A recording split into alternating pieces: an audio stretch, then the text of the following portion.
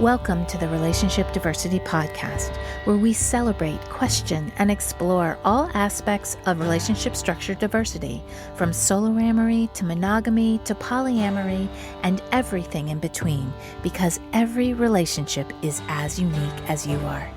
We'll bust through societal programming to break open and dissect everything we thought we knew about relationships, to ask the challenging but transformational questions: who am I, and what do I really want in my relationships? I'm your guide, Carrie Jaroslaw, best-selling author, speaker, intuitive, and coach. Join me as we reimagine all that our most intimate relationships can become. Today's episode is part of our Conversation series. I am just one voice in this relationship diversity movement, and it's important to bring more unique perspectives into the conversation. Today, I'll be talking with psychotherapist Rachel Wright about reframing and redefining sex and sexuality. I feel that her definition of sex in and of itself has the potential to bring so much healing to our collective sexual wounding. It did for me. But first, a little about her. Psychotherapist Rachel Wright is recognized as one of the freshest voices on modern relationships, mental health, and sex. She's an experienced speaker, group facilitator, educator, therapist, podcast host, coach, and on-camera mental health and relationship expert. With a master's degree in clinical psychology, Rachel has worked with thousands of humans worldwide, helping them scream less and screw more. She's brought her message to stages across the globe, was Shape Magazine's sex and relationship coach, created the virtual workshop series What You Wish You Learned in School, Sex Ed, and is currently one of Mind Body Green's article review experts. She's also co-produced and hosted a show at Green Room 42 in New York City called One Night Stand, a night for sexier and healthier Broadway. Rachel has been featured widely in the media, including Cheddar TV, as a regular contributor to Shape, Insider, Mind Body Green, InStyle, The Dip, Well and Good, plus Cosmopolitan, and hundreds of other outlets. Her new podcast, The Right Conversations, is climbing the charts and getting rave reviews from listeners. Rachel lives in New York and loves live theater so much. You can probably find her in her PJs eating gluten-free food with one of her partners if she's not working. Let's get into the conversation. Hello, everyone, and welcome to this episode of Relationship Diversity Podcast. I am so excited for today's guest. Today, I am talking to Rachel Wright, and we are going to talk about one of my favorite subjects, which is sex. And the reason why I love this subject, not only because I love sex, but also because I feel there is so much sexual wounding in society.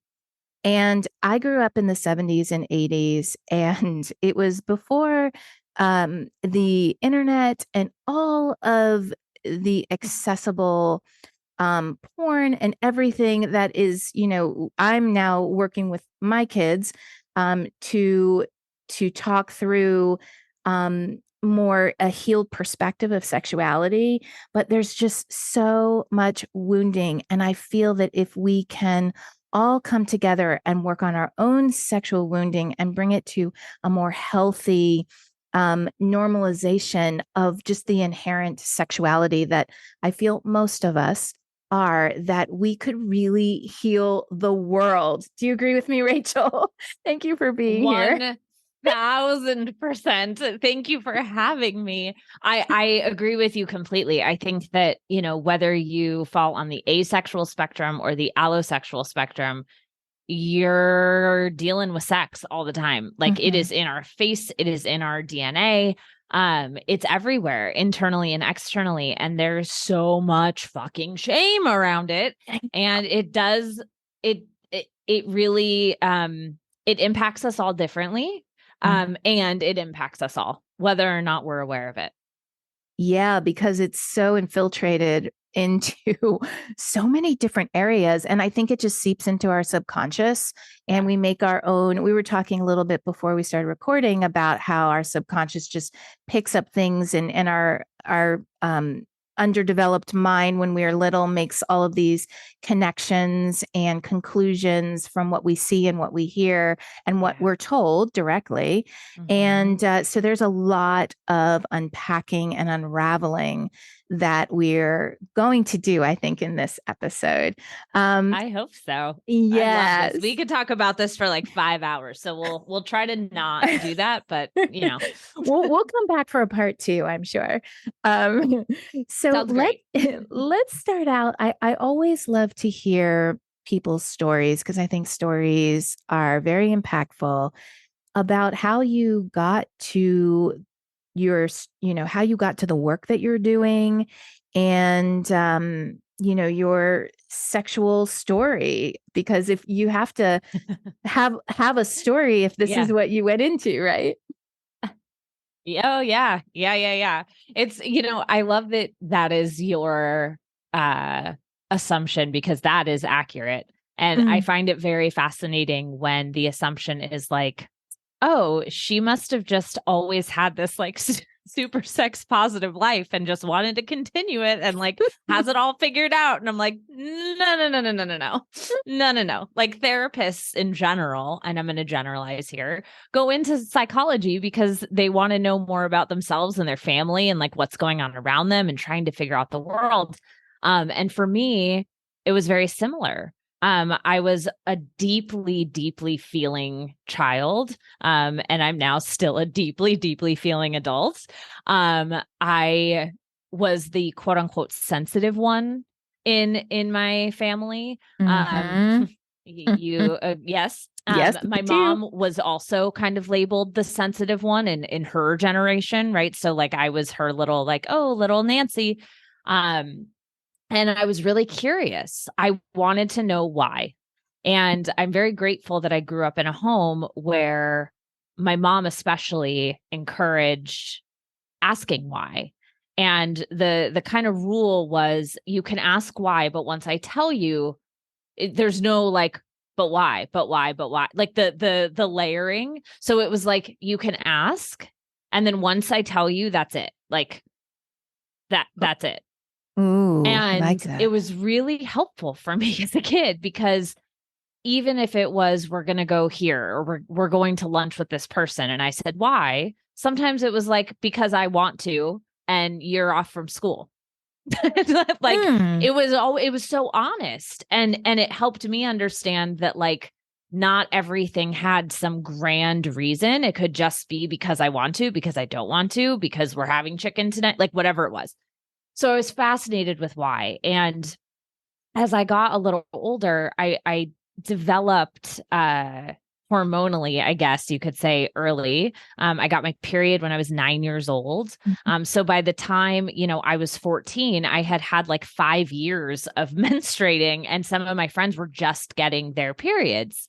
And I was like, I'm ready to like have sex now. Like, I don't, Mm-hmm. which makes total sense, right? Because someone who gets their period a little bit later, a few years later, they're like, oh, this feels like what I want to do. So I remember feeling very judged and not explicitly because no one really knew what I was doing or what I wanted. This was all like written in my diary. But when I go back and read my diary, it's very much this like queer non-monogamous teen that had no words for any of those Mm. things and was just like, am I a slut? Why do I have to break up with this person to kiss this person? Like really like grappling with these societal norms, which again did not have that language. And I didn't have anyone to talk to about it. Now, in hindsight, I definitely could have gone to my mom. She created an environment where I could have done that. But as a teenager, my brain was like, no, we don't talk to our moms about this. Yeah. And so I kept it all to myself. And my mom started feeling this like she's lying, like she could tell, We were very close. We still are now, but she could tell that I was like not telling her things. So long story short, she put me in therapy. She and my dad put me in therapy. And I was almost 15 and I had recently had sex. I had recently tried pot. There were like all of these kind of like, oh my God, she's too young. What's going on? Is she okay? Here, therapist, like take Figure her, her please. out. Help her. Help us. We don't know. I don't know. And I was like, I don't want to go. I was so mad. And, cause like nobody explained what therapy, it was just like, you're going to this lady. And I was like, I don't want to talk to this fucking lady about this. Like, ugh. And I left that session, Carrie, and I got in the car. And I believe the line that I said to my mom was, if I'm not on Broadway, because I was a theater kid for context for anyone listening, which is hilarious. If I'm not on Broadway, I want to be a therapist, is what I said to her. Ooh. And she was like, okay, like, great. And I had never felt so seen. That therapist, her name is Dr. Jill Murray. She's still practicing in Orange County down in Southern California. She changed my life. She changed my entire life. Wow. That office was a space where there was no shame, where I was encouraged to be me, and I was encouraged to be honest about me. And she made me want to do that for other people. Wow. Because of how incredible I felt. And so I started basically splitting my time between psychology and theater. I was doing both and loved doing both. And then I got to college and majored in psych. So really started getting into like relationships and sex because that was always my interest. I mean, a lot of it for myself. Also, my parents had split up when I was 7. They got back together and then ultimately divorced when I was 17. And so I kind of saw this like arc of their relationship. They were together for 20 years before they divorced. So like this was not like someone left, this horrible thing. Like it was, they tried, like they really tried. And between watching that and then also having my own relationship stuff from a pretty young age, I was always fascinated. I snuck into my parents' like book room area and like read The Joy of Sex when I was like 8. Like I was just like that kid. Yeah. So then ultimately I graduated from college with my psych degree, and I said, okay, I'm going to go audition for this musical theater school in New York. I wanted to get to New York, and I'm going to apply for a clinical psychology master's program. And whichever one I get into, I'm going to do it. Like I'll leave it up to that. Yeah. Yes. And I got into both. And I was like, fuck you, universe. Like, this was supposed to take this out of my hand. And, I thought a lot about it. And ultimately, and I mentioned this to you before, Carrie, like I realized that I could do theater as a hobby and have that really fill that cup up. But I couldn't do a career as a therapist, as a hobby. And I was so passionate about it. And by that point, had my bachelor's in psych. And so I really like understood what I was getting into and chose psychology and really never looked back. I still go try to like sing at things, and like I sing a lot at home, and I, most of my friends are in the theater world. Like it's still a huge part of who I am in my life. I just happened to decide to do this for my career, and it's kind of blown up since then. I started doing more media stuff, and thank, I'm so grateful for my theater experience because like I can talk on camera and I can be on stage and, talk about things that are hard or awkward in a way that people have reflected to me makes it easier to understand.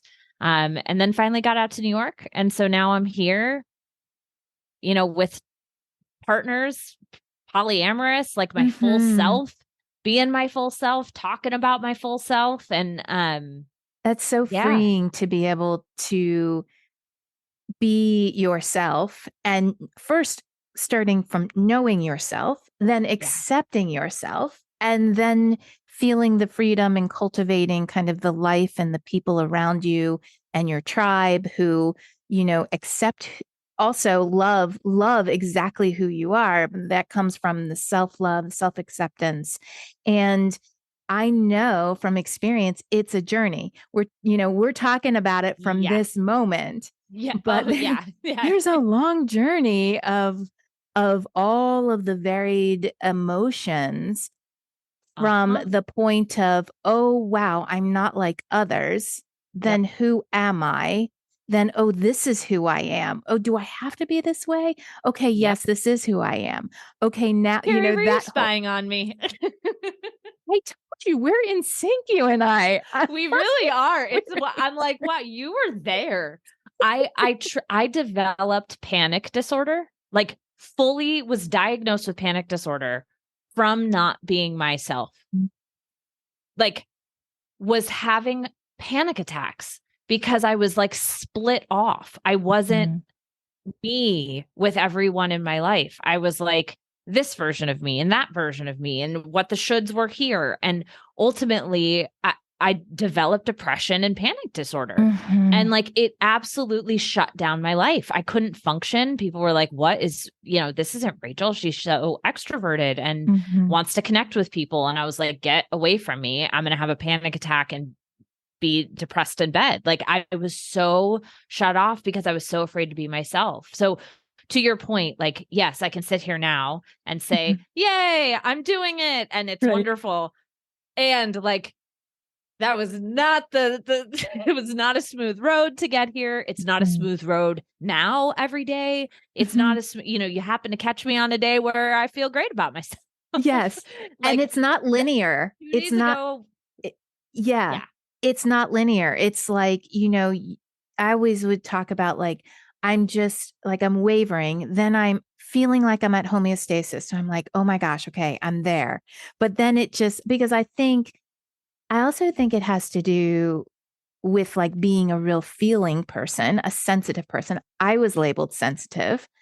Um, and we feel things so deeply. So I think we can really feel when I can really feel when I'm out of alignment with my truth, even if I don't know exactly what that truth is.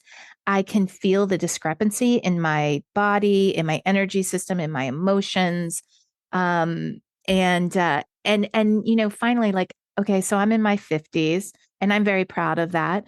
Because at this point, it's like, I'm kind of in this place where I don't really care. I don't really care what anyone thinks because it took me a very long time to get here, but it's just because I have more perspective in life, right? I see people,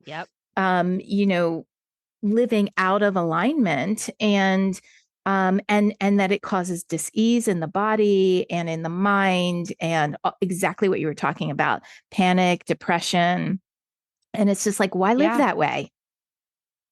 Why live that way? And what's wild is that, these things are chemical disorders, right? Like depression, major depressive disorder is an imbalance chemically. Yes. And I think what so many people don't realize is that we can cultivate an environment in our brain that then creates that imbalance. And sometimes we don't. Sometimes it's just, it is what it is, right? Like I have celiac disease. I didn't do anything to like get celiac disease. I mean, we don't know yet, but like I didn't do anything to get celiac disease. And with depression and other mental illnesses, sometimes it is that way. Like it's just there. It could be a predisposition. It could be genetic. It could be like literally you're born with that imbalance. But we also can create that imbalance that, trauma can then create an environment where we sit in imbalance. And if we sit in that long enough, it stays that way. And so that's why sometimes things like SSRIs can actually help rebalance and then folks can get off of them because what they need is like that assist, right? To like get back to what their quote unquote normal was. And then for others, it is a lifelong, like you just take it because that's the medicine you need to like Yes. be at your best functioning. And so I want to name that because I was not a depressed kid.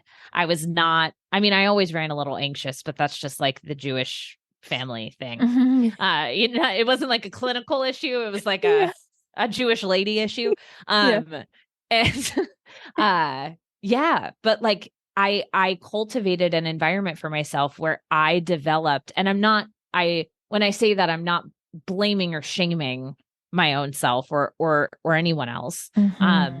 But rather just speaking to like, it can be chemical and cultivated by us. They're not mutually exclusive. Yes, I hear that. And thank you for naming that, because I have some very close people in my life who have, it is chemical, it is genetic. And so I appreciate you saying that and naming that. I want to talk to you a little bit more about your journey with your sexuality, and if you're open to talking about that. Absolutely. Yeah. And just understanding kind of some of the healing that you went through to get to where you are. And I know I am not a clinical therapist, although I am an intuitive, and I've been working with people for 25 years. And I know that a lot of the work that I do with others really reflects the work that I'm doing with myself, and vice versa, that I'm doing the work with myself so that I can help others. And I feel that you are very similar with that. So I'd love to hear that journey of your sexual healing. Oh man. Again, do we have 5 hours? This is a 5-part interview. Yes, exactly. Tune in next time for 5 more hours of the 5 parts. There is so many different facets to our sexuality, right? According to Emily Nagoski's research, who wrote Come As You Are, which if you haven't read, please go read. Okay. It's like fundamental. Everyone should know the information. And you should very intentionally there. Everyone should know the information in that book. Like everyone. If you're a parent, Awesome. if you're like, yes. We'll so tag, according we'll to talk about Emily's that research, in the show notes. Yeah. I'll tag that. Perfect. There are 14 different facets that make up someone's sexuality. And in our culture, we use the term sexuality interchangeably with sexual orientation. Right? Like if we say like, what's your sexuality, or tell me about your sexuality, people are like, oh, I'm bi. And what they're talking about is their sexual orientation, which is one of 14 facets that make up our sexuality. And this was pretty mind-blowing when I learned about it, because I was like, wait, other things make up me as a sexual being besides like who I am attracted to or who I want to have sexual interactions with. And that was a very freeing experience, because what I realized is that most of the facets were actually about me and not about others. And sexual orientation, while it is about ourselves, of course, it's who we're attracted to or who we want to have sex with, it still includes someone else, right? Like it includes the idea of someone else. And not all of our sexuality has to do with other people. And in fact, I have seen in my work that the healthiest, happiest people in terms of sex and sexuality have their primary relationship sexually is with themselves. And that looks really different to different people. That could be having a masturbation practice 5 times a day. That could be taking a bath once a week and putting body oil on and touching your body when you get out of the bath. Like it really can look different across the board for what that looks like. But to primarily have your first relationship with sex be with you, so that then when you bring someone else or more than one person into that, you are sharing your sexuality with someone else. And they are sharing their sexuality with you. And wow. That, right? Isn't that that's like a total reframe of everything that we're shown? Right. Wow. And this has helped me so much, because similar to any work we can only do work for us. Right. Yeah. So the idea that like we can figure out what we like, what we're into, what turns us on, what do we have kinks? Do we have fetishes? Do we have parts of our body that we really don't like to be touched? How are the many different ways that we can orgasm? Is orgasm even important to us? Do I enjoy power dynamics? Why do I enjoy power like all of these different things we get to figure out on our own. And like, that's a fun adventure. So I think that, you know, my biggest journey with sexuality was going through these facets on my own and exploring them and then figuring out what I wanted to integrate into my life. Mm-hmm. And then having, you know, shocker, once I figured that out, all of a sudden people who could align with that were like coming into my orbit. And I'm like, oh, that's so funny. I was just figuring that out and here you are. Yes. You know, it's like my two partners, Ashley and Yair, like they came into my life just around the time that I had come out publicly as non-monogamous. I had come out publicly as, at the time, bisexual. I now use queer. And then all of a sudden, like, here are these two people that I literally could not have dreamed up in my most amazing dreams. And they were aligned in everything, like everything. And the things that we weren't were areas where we got to like learn and grow and are continuing to learn and grow. So I know that that's a very abstract answer to your question, but that really was my journey, was these figuring out myself and then living that. Yeah, that's not abstract at all for me because one, that's my experience. And I talk about this, you know, from an energetic perspective with my clients all the time. And, you know, that we will attract, you know, that which we believe, you know, the color glasses that we, whether it is, you know, I love myself or I don't love myself, if we're wearing whichever glasses, those are the kind of people that we're going to attract to us.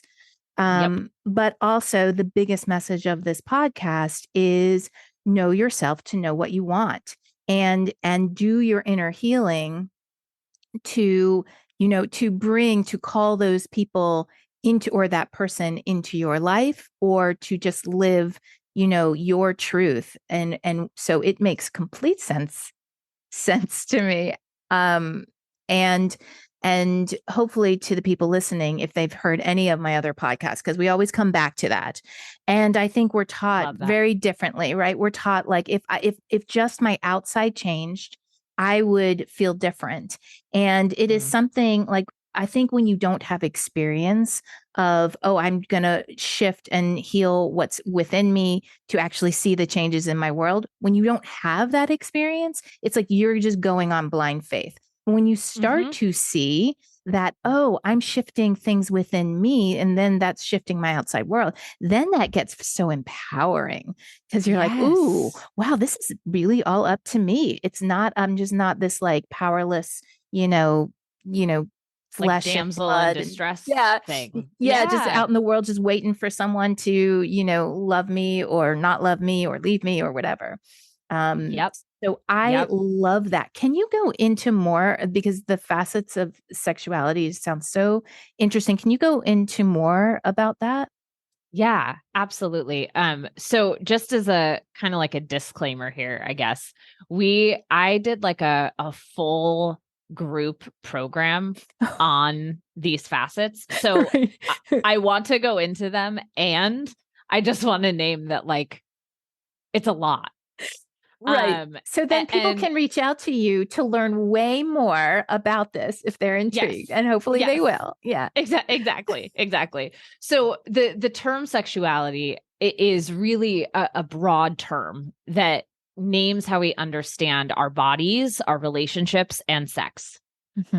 Mm-hmm. So that's kind of the definition that you can take away. So I'll list the 14 facets. And then if there's any of them that you want to dive into, you can tell me.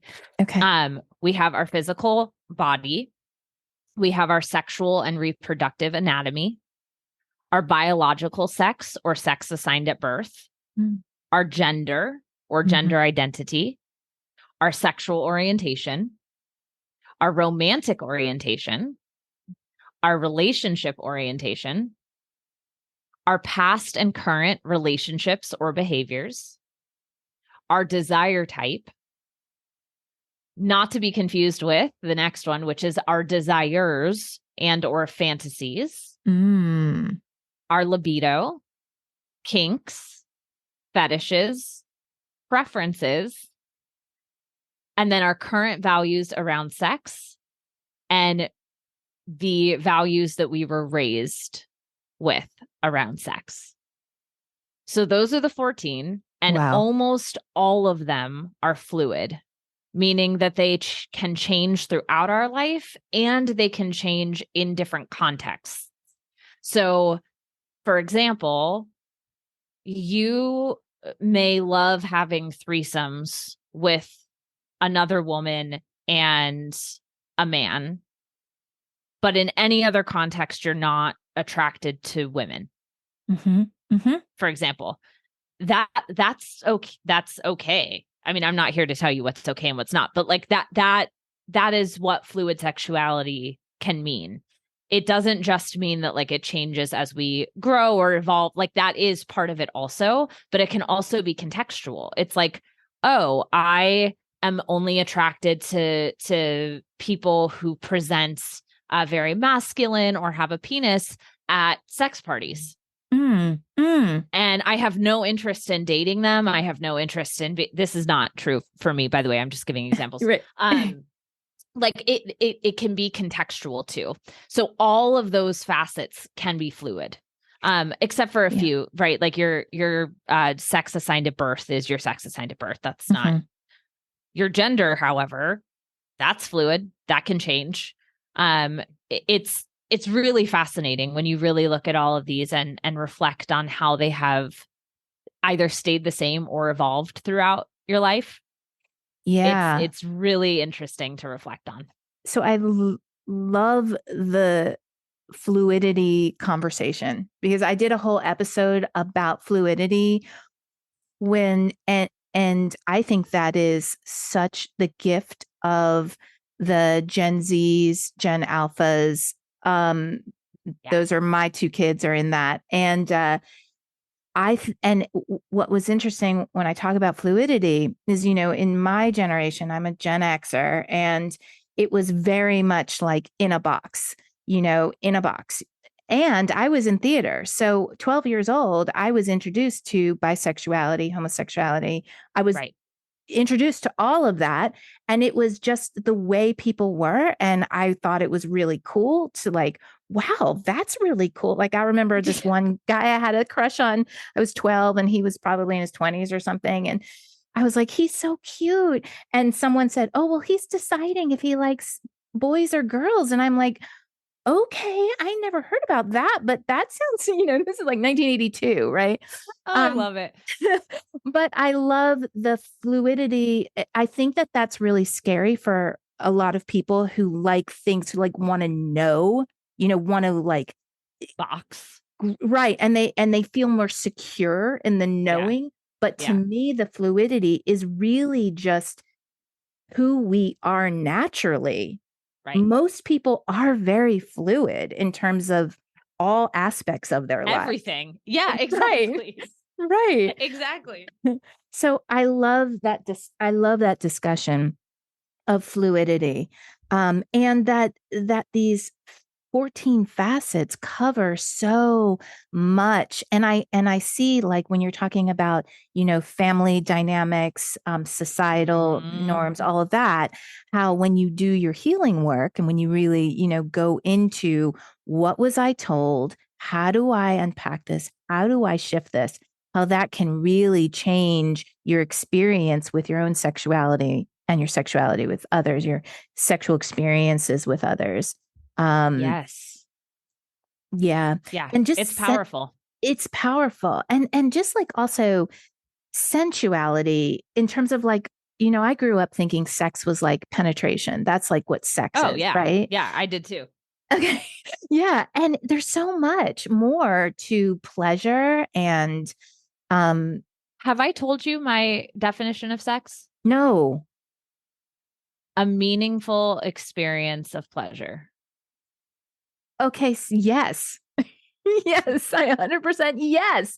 A meaningful, you said experience, Uh-huh. a meaningful experience of pleasure. Absolutely. And then that really starts to release a lot of the programming we have about how we show up sexually, right? Yep. Because I learned all the things of like, well, I'm a woman and then I show up in this way for a man sexually, Mhm. which is just like totally, I mean, and I've been going through a massive healing with that over the last several years. Of like, no, it is really about pleasure. That can be Mhm. sex does not need to be penetration. Um, Correct. right. It's I also love that. so heteronormative. Like and it still happens. Like I will be talking to very uh, I don't want to use the word woke, but I'll use the word woke just to not pause for 5 minutes to find a better word. Very like woke people who still will use the word sex and be implying penis inside vagina. And I'm like, Mm-hmm. what are you doing? Like, what you don't think that is like, what's happening?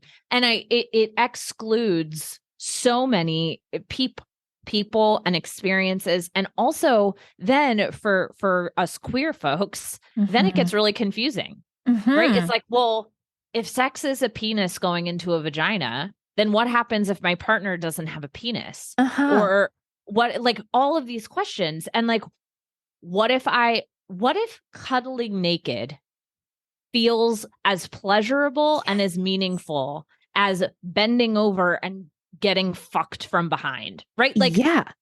and with different people, it can feel differently. So what is a meaningful experience of pleasure with one person may look very different with someone else. And I also just want to give the caveat of when I say meaningful, I don't mean like it has to be the love of your life and you're connected. Like a casual encounter or a one night stand or a hookup at a whatever can still be meaningful to you because it was Yeah. fun. Like the meaning could be that was fun. Yes.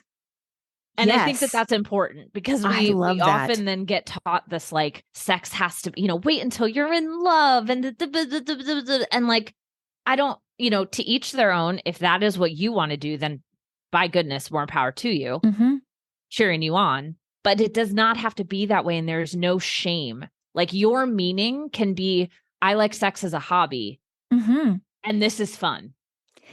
Yes, I love that because, then we start really peeling back all of the programming, the movies, like even just movies of, oh, the love stories and the this and Yep. that, and, the virgin idea and Yep. all of that. Oh my God, there is so much sexual wounding. And I'm so thankful for you to be the voice of normalizing Oh, healthy, pleasurable experiences. Cause, thank you.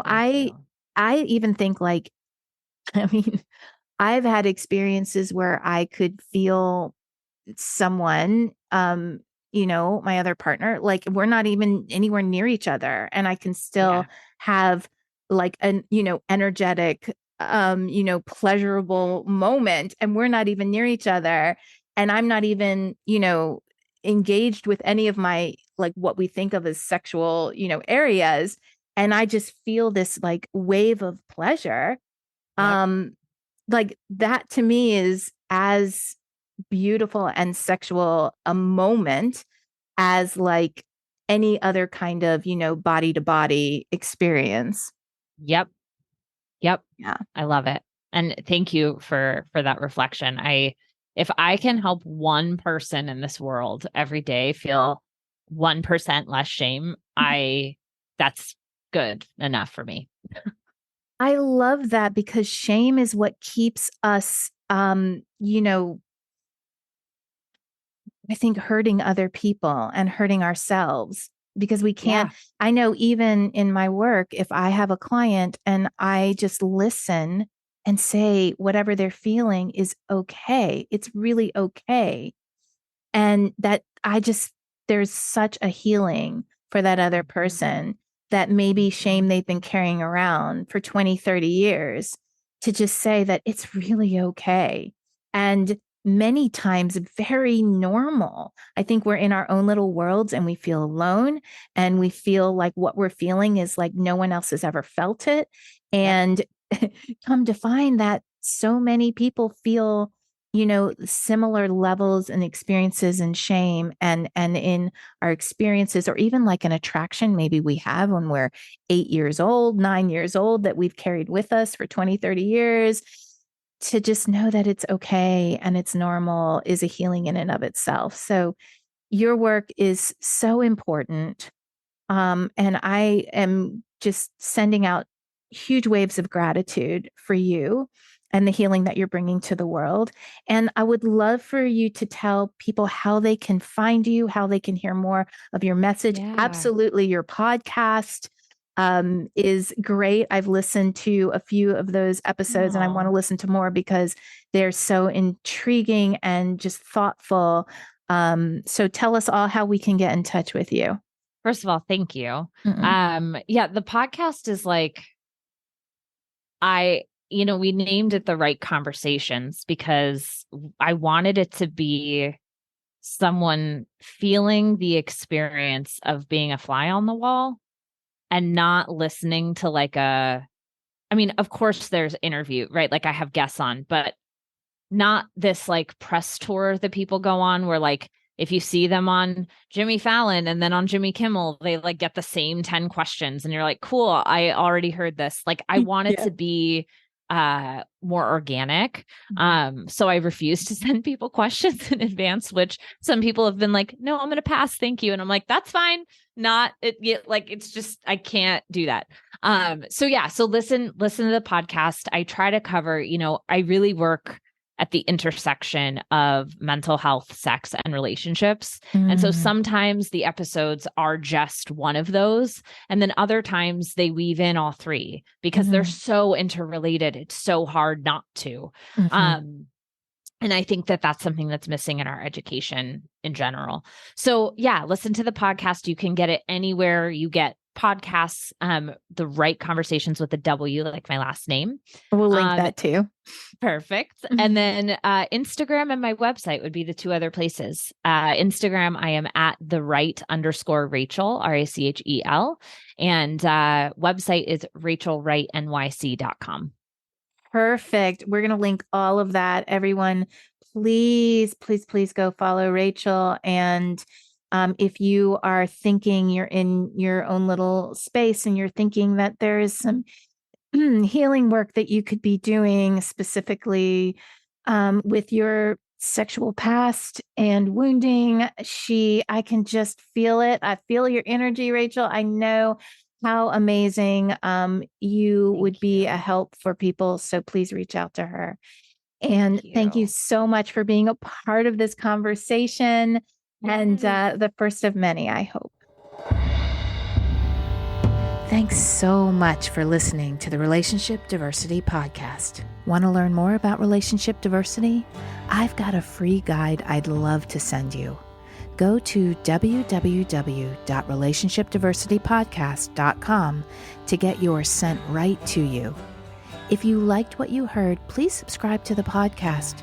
You being here and participating in the conversation about relationship diversity is what helps us create a space of inclusivity and acceptance together. The more comfortable and normal it is to acknowledge the vast and varied relating we all do, the faster we'll shift to a paradigm of conscious, intentional, and diverse relationships.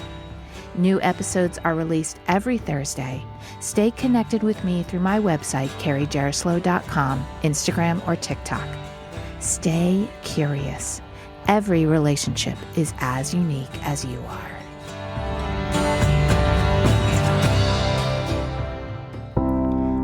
wondering why you never seem to find lasting fulfillment in your relationships? Or do you create the same kinds of relationship experiences over and over again? Can you never seem to find even one person who you want to explore a relationship with? Have you just given up hope altogether? If this sounds like you, my recent book, Why Do They Always Break Up With Me, is the perfect place to start. The foundation of any relationship, whether intimate or not, is the relationship we have with ourselves. In the book, I lead you through 8 clear steps to start or continue your self-exploration journey. You'll learn about the importance of self-acceptance, gratitude, belief shifting, and forgiveness, and given exercises to experience these life-changing concepts. This is the process I use to shift my relationships from continual heartbreak to what they are now, fulfilling, soul-nourishing, compassionate, and loving. It is possible for you. This book can set you on a path to get there. Currently available through Amazon or through the link in the show notes.